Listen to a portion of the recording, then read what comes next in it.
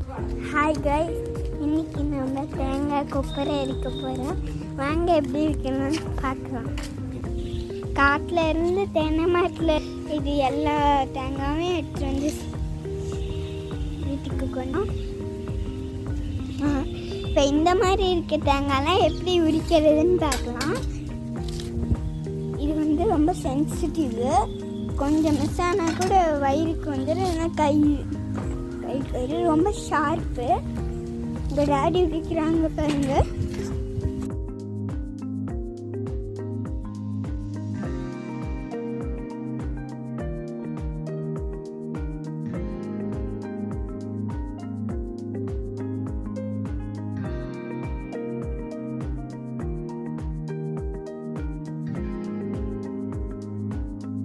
இந்த மாதிரி உரிக்கணும். உரிக்கும் போது கண்ணில் ஏதாச்சும் படாத மாதிரி பார்த்துக்கோங்க. கிளாஸ் போட்டுக்கோங்க. இல்லை இதெல்லாம் ஃபுல்லாக உரிச்ச தேங்காய். நான் இப்போ காமிச்சேன்னா அதே மெத்தடில் உரிச்ச தேங்காய்.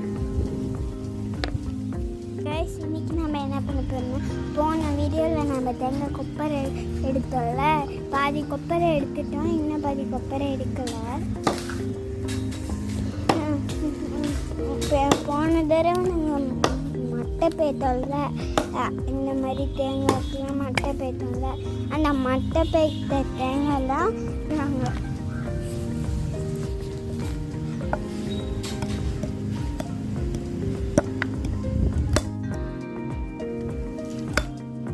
போடாத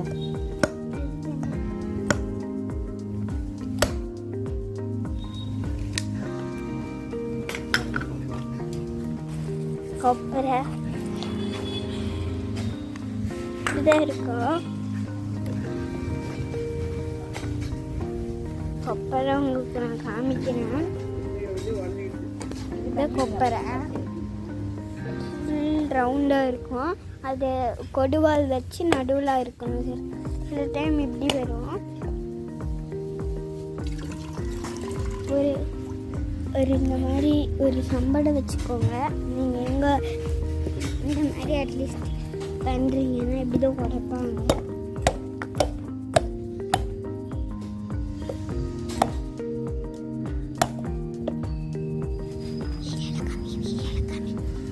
இப்படி கமுத்தி வச்சிருங்க. இது வந்து எப்படி கமுத்தினா, இப்படி எல்லா தேங்காயும் இப்படி இப்படி கமுத்திடணும். இப்படி கமுத்தி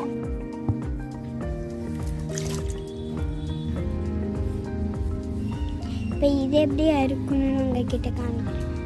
இப்போ நான் வந்து இந்த கொப்பரையை எப்படி உரிக்கிறேன்னு காமிக்கிறேன். வாங்க.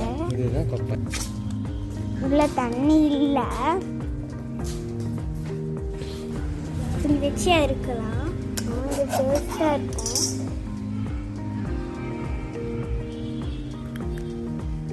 இப்படிதான் ஃபங்கஸ் இல்லாமல் நீங்களே வேணா இங்கே பாருங்க. கத்தியில் ஆயில் இருக்குது, பியூர் ஆயில். அடுத்து வந்து இது வந்து 4 நாள் காய வைக்கணும். 2 நாள் வைக்கணும். இப்படி நிமித்தி வைக்காதீங்க. நீங்கள் பண்ணால் இப்படி வைக்கணும். இதெல்லாம் தான் ஃபங்கஸ் வந்தது.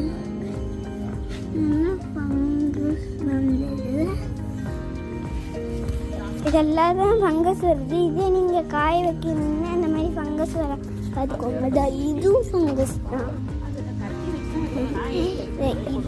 இதுவும் ஃபங்கஸ் தான். எதுங்க உங்களுக்கு நான் அந்த மாதிரி வச்சு காமிக்கிறேன். இதுவும் ஃபங்கஸ், இதுவும் ஃபங்கஸ் தான். இந்த மாதிரிலாம் நீங்கள் காய வைக்கும் போது வராமல் பார்த்துக்கோங்க. இன்னைக்கு டே 3. நம்ம வந்து தேங்காய் உரிக்கிறது எப்படின்னு பார்த்தோம்ல. இன்னைக்கு வந்து தேங்காய் எப்படி கொப்பரை எடுக்கிறாங்கன்னு வாங்க பார்க்கலாம். காய வச்சிட்டோம். எங்களுக்கு காஞ்சிட்டு இருக்குது. காஞ்சிட்டு இப்படி சைடில் விட்டுருச்சு, சைடில் இப்படி இருக்கும். காஞ்சிருச்சுன்னா அதை எப்படி கொப்பரை எடுக்கிறதுன்னு பார்க்கலாம். ஒரு தேங்காய் எடுத்துக்கலாம். நாங்கள் வந்து ஒரு பைப் கண்டுபிடிச்சிருக்கோம். இந்த பைப் வந்து வீட்டில் இருக்கும். இந்த பைப்பு வந்து ஷார்ப் பண்ணியிருக்கோம்.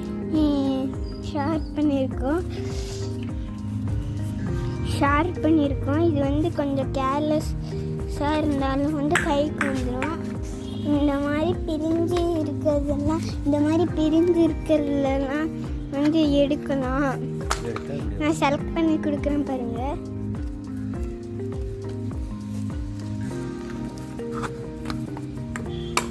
அடுத்து நான் எடுத்து காமிக்கிறேன்.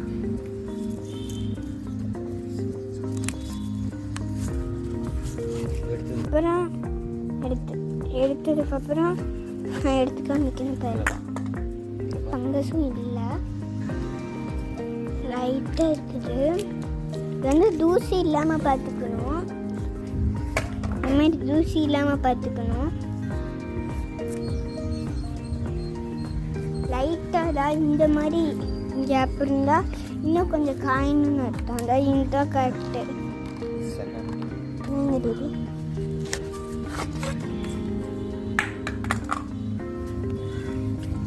இது வந்து ஃபங்கஸ் வந்தது. இங்கே பாருங்க, இது வந்து கிரே கலரில் இருக்குது. இது இந்த மாதிரி கிரே கலரில் இருந்தால் அது வந்து எண்ணெய். இந்த மாதிரி ஒயிட் கலரில் இருந்தால் இன்னும் 2 நாள் காயணும்னு அர்த்தம். பாருங்களே, இது வந்து இதுக்குள்ளே இருக்கிறது வந்து எண்ணெய், பியூர் தேங்காய் எண்ணெய். இங்கே பாருங்க, டாடி எடுக்கிறாங்க.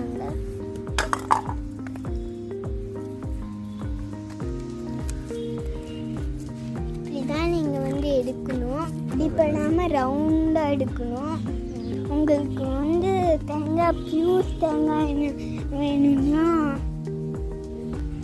ஆர்டர் பண்ணுங்க. பியூர் தேங்காய் எண்ணெய் ஒரு தடவை நானும் சாப்பிட்டு பார்த்தேன். செம்ம டேஸ்ட் இருந்துச்சு.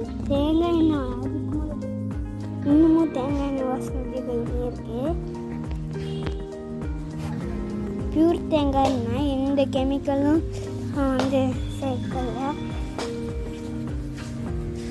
தேங்க்யூ. வீடியோ பார்த்தவங்களுக்குன்னா லைக் பண்ணுங்கள், ஷேர் பண்ணுங்கள், மறக்காமல் எங்கள் வீடியோவை ஃபாலோ பண்ணுங்கள். தேங்க்யூ.